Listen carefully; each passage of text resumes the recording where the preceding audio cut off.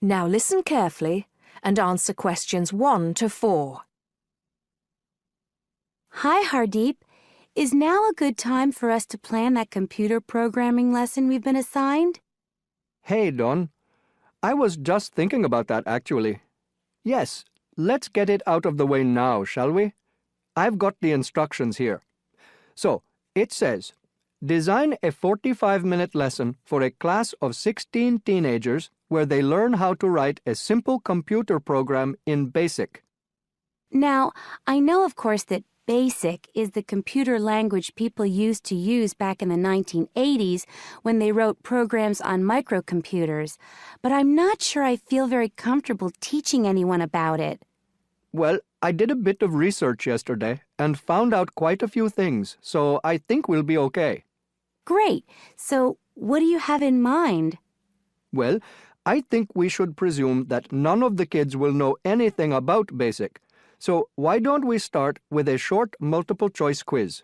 It could focus on things like what BASIC is, what the letters stand for, when people used it, things like that. That sounds good. I guess it shouldn't take long. Just the first 5 minutes of the lesson, something like that. I don't think we should make the students do it on their own, though. That'd make it too much like a test. Shall we let them do it in twos so they can discuss their choices? Yes, good idea. Then we'll go through the answers with them as a whole group. Good. What next? Well, I've had an idea for the program they could write. I'll tell you about that in a minute. I think the key thing is, though, that before they actually sit at their computers, and I think we should presume that they're doing this lesson in a computer room, they make a flow chart of what they want the program to do. That's usually the best way to start writing a program. This flow chart will show all the different stages of the computer program, right? Exactly. It's probably best if the teacher stands at the board and everyone works on that together. Yes, otherwise they'll all come up with different flow charts and it'll get confusing. Precisely. I imagine making the flow chart will take about 15 to 20 minutes. Then they use that to write their computer program. Well, actually, I think there's a stage before that. You see, the flow chart will be in English. They're going to need to be taught a few basic commands so they can write their computer program. Now I'm getting out of my depth. What kind of thing would that be? Well, for example, when you want text to appear on the screen, the command is print in capital letters, followed by the text you want to appear in double inverted commas. Oh, yes. I think I've seen that before. Right. So they'll need to be taught 5 or 6 commands before they use them to write their program.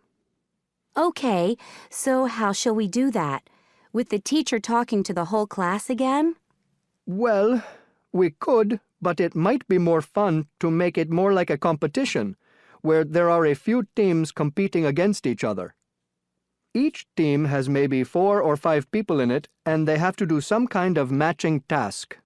You know, they match the command print with to make text appear on the screen, something like that. That sounds good. Teenagers love competing with each other. Exactly. And then, for the final part of the lesson, they use their flowchart and the commands they've learned to produce the program. Let's presume, shall we, that there are 8 computers in the room, so that's 2 students for each computer. That sounds reasonable. So, tell me more about your idea for the computer program they're going to write. Now listen and answer questions 5 to 10. Okay, so it's a very simple program. I've actually written it down here so we can go through it together. Okay, so the first line says 10 CLS. What on earth does that mean? Well, every line of a basic computer program starts with a number. They usually go up in tens, so the first line is 10, the second 20, and so on. And CLS is the command we use in BASIC to clear the screen. Oh, I see. So that's just telling the computer to start with a blank screen. Exactly. Then we move on to the next line. So this one says 20 print, guess a number between 1 and 10. Right, I see. That appears on the screen. It's not that difficult, is it, when you get the hang of it? Let's see if I can work out the next one. 30, input I. Oh, not sure about that. Well, all that's saying is that the person playing types in a number. Input is the basic command for type in, and I just means any number you like. Oh, okay. Then what happens next depends on what the number is. So we've got 40 if I is less than 1, or if I is greater than 10. Then print. Bad choice.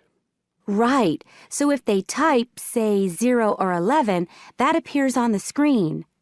Exactly. And then this next line takes them back to where it asks them to type in a number between 1 and 10. That's line 50. I see. And line 60 says, if I equals 6, then print. Correct. Ah, okay. So if they've typed 6, they've got it right. And if they haven't typed 6, which is the next line, then try again comes up on the screen, and that takes them back to where they choose another number. It's clever. Well done. Now listen and answer questions 11 to 14. The valley and estuary of the River Trelor forms an unspoilt, beautiful landscape, rich in both wildlife and sites of historic interest. There are many ways to explore the area, and public transport links are good. It is possible to leave your car behind and travel by boat, train, or bus, with just short walks in between stops. The Trelor Valley Passenger Ferry runs between villages along the river estuary and provides a link with a train station at Barry, which is about 10 minutes' walk from the riverside village of Calton. In the past, the river was the main form of transport in the area, and as in the past, today's ferry service operates according to nature. The river estuary is tidal, and so the ferry timetable differs from day to day, according to the times and height of the tide. The ferry is also seasonal, normally running between April and September, depending on the weather. A timetable for the whole year can be downloaded from the internet by visiting www.trelorferry.co.uk. If you just want to sit and relax and enjoy the lovely scenery, you can take a river cruise to Calton and back from the nearby city of Plymouth. In the past, steamships brought early tourists along the same route. Queen Victoria and her family enjoyed such a trip in 1856. The journey is quicker these days. The round trip takes between 4 and 5 hours, depending on tides and weather. If you prefer, you can travel upriver by boat and return to Plymouth by train. All cruise boats and trains have wheelchair access. For more information and for departure times, ring Plymouth Boat Cruises on 017-528-23104. Trains run several times a day throughout the year between Calton and Plymouth, with various stops in between. They are used by both local commuters and tourists who want to enjoy the beautiful scenery. The highlight of the journey is crossing the river on the stunning viaduct, which was built at the beginning of the 20th century and towers 120 feet over the water. It is unnecessary to book, and tickets can be bought on the train. For information about fares and timetables, contact National Rail Enquiries by phone or online. The bus service in the Trelor Valley now connects all train stations and villages in the area. Especially for holidaymakers, there's a Rover ticket which can be used at weekends and on national holidays and allows unlimited journeys on those days. The Rover ticket provides great value for money and is now even cheaper than it was last year. An adult ticket costs £5.50 a day, Senior citizens can travel for £4.50, and a family ticket for up to 5 people costs just £12. Tickets can be bought on the bus. Now listen and answer questions 15 to 20. At the center of the Treloar Estuary area is the historic riverside village of Calton. The main road comes into the village from the south, and for those of you who are arriving by bus, it turns left just before the bridge and stops in the lay-by on the left-hand side. From there, it's just a short walk to Calton's various attractions. If you're arriving by car, you have to leave it in the main car park. Go over the bridge and take the first turning on the right. Then go on until you come to the end of that road. It's the only place to park in Calton, but there's no charge. If you're interested in local history, there's a museum in Calton with farming, fishing, and household implements from the late 19th century. As you come in from the south, cross the river and go straight on the same road until you reach the end. Also, on the subject of history, you can go and see the old mill, which has recently been renovated and put back into use. Turn left before you come to the bridge. Then go straight on and then take the first turning on the right. This leads straight there. If you're interested in arts and crafts, there's a potter's studio where you can watch the artist at work. After crossing the bridge, turn left, and it's the second building on the left. Finally, when you feel in need of refreshments, there's a cafe opposite the old boathouse and a picnic area near the mill.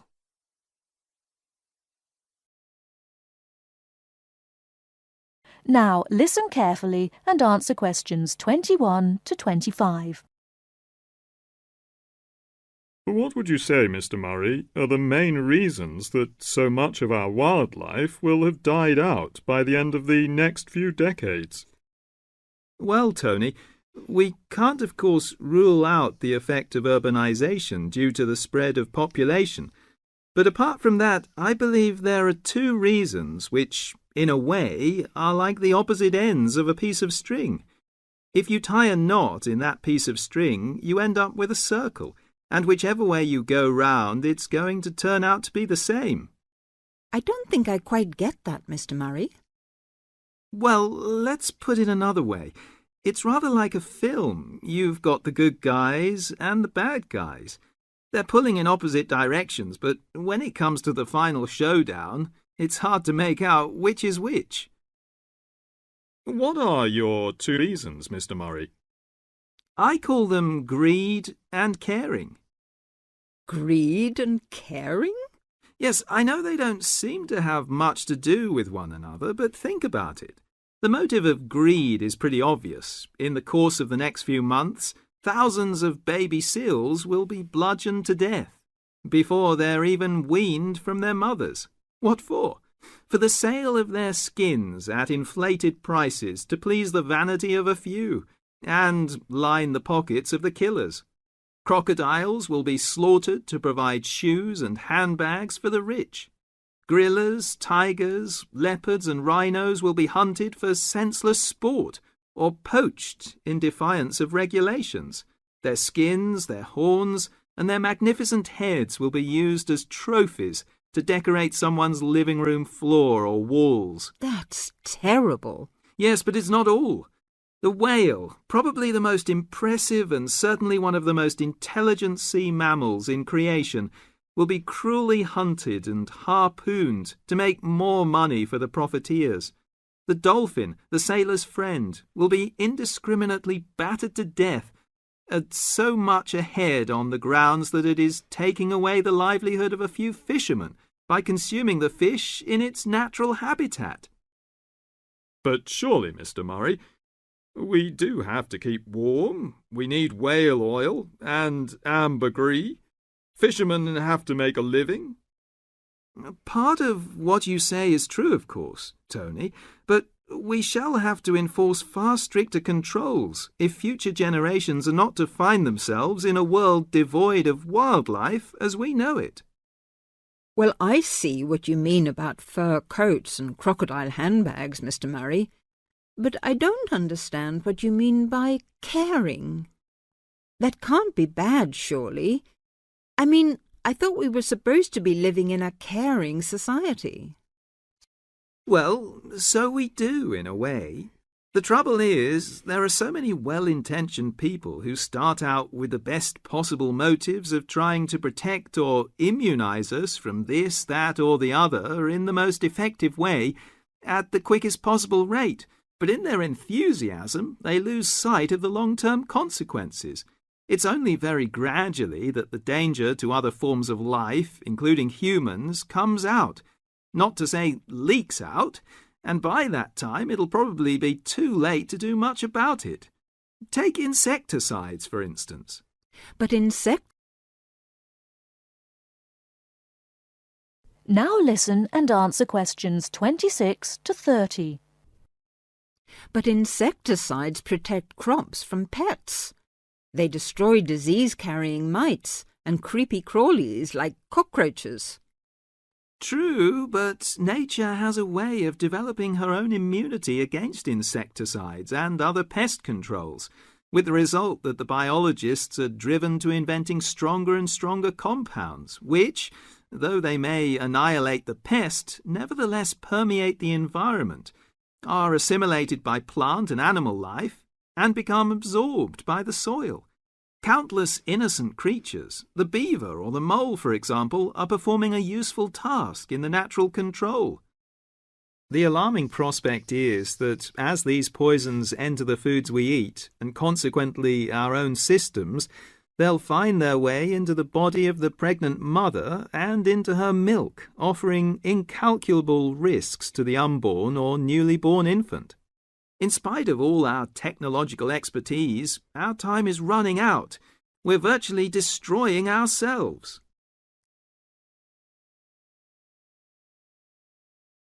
Thousands of exotic plants and animals have been introduced into the British Isles over thousands of years.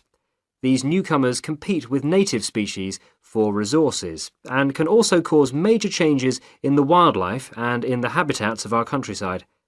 The problem is not just British, of course, but global, and it has been going on for centuries. One good example of this I'd like to mention today is the European starling. The starling to us in the UK is a fairly ordinary little bird, about 12 inches long. In flight, it appears to be black or grey with tiny white spots, so it's a very ordinary-looking, almost dirty-looking bird. It nests in trees and buildings and can be found in the country and in towns. It travels in large flocks, leaving the nests in the morning and returning in the early evening. It feeds on insects and fruit. Its native range includes the British Isles and Finland, but it is also found in most of Europe and parts of Asia and Africa. In the British Isles and Finland, however, it has suffered a huge decline, and in these countries there is an effort to conserve the species. It is a different story in some of the places where it has been introduced. For example, the population in the USA is estimated at 170 million birds. Also, they are becoming a big problem in Australia and New Zealand.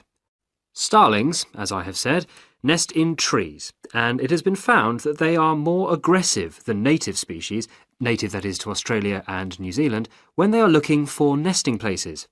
They therefore compete with native species for nests, and also they drive those species away from nests. So, this nest-building activity causes harm to native species, but also they are a nuisance to humans. They gather in large flocks of thousands of birds and feed together on commercial crops. This causes great financial damage to farmers. And they also make a mess, both in the town and the countryside.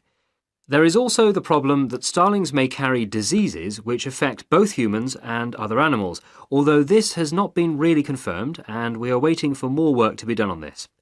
The question arises, what are we to do about foreign species which not only do damage to native species but interfere with human activity? We have three approaches in theory, but usually it is not a free choice between them. Usually we have to do the best we can and that money will allow. The best approach, of course, is prevention, and many countries have passed legislation which attempts to limit or prevent the arrival of non-native species in their countries. In particular, there are many international regulations on how and where ships may pick up and deposit water, and this is a major contribution to preventing the accidental transport of fish and organisms by ship, since accidental transport by ship is a frequent cause of fish and other creatures going from place to place. Ports also have special areas where water can be deposited, and many of them have treatment facilities to kill any foreign species that may establish themselves in their waters. For fish and organisms that live in water, these international regulations are useful, but obviously not all species can be dealt with in this way. Sometimes it is simply too late for prevention. Then we have to consider eradication or management. By management, I mean that we have to decide how best to live with the new creatures and how to keep their numbers down. However, this becomes not only a scientific question, it can be a matter of choice what population level of an invasive species we want to maintain. This choice involves costs. There is the cost of living with the species, and there is the cost of managing the species over time, and species management is usually a long-term business without any foreseeable end. However, there is not just the economic aspect to this question. We can also consider the ethical point. How should we treat animals which we have, sometimes deliberately, introduced into the environment? Is it permissible just to exterminate a number of them convenient to ourselves? The most important decision has to be made in the political forum, whatever considerations go into the making of that decision. These questions are relevant also to the approach of eradication, which is another option, but which does not have an encouraging history. Many attempts have been made to eradicate introduced species.